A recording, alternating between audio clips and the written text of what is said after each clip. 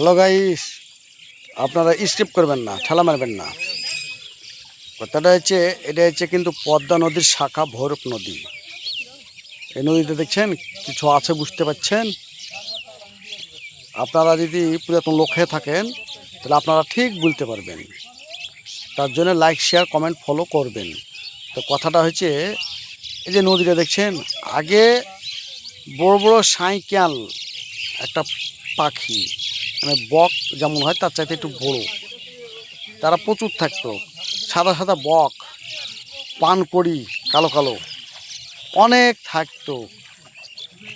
এখন দেখেন একটাও নাই, পরিষ্কার ফাঁকা হয়ে গেছে একবারে। ঘাটে তো জল পানি কিছুই নাই, তাহলে কি করে হবে মাছ? আর কি করে পাখিতে খাবে? বক বলেন, সাইকাল বলেন, আর ওই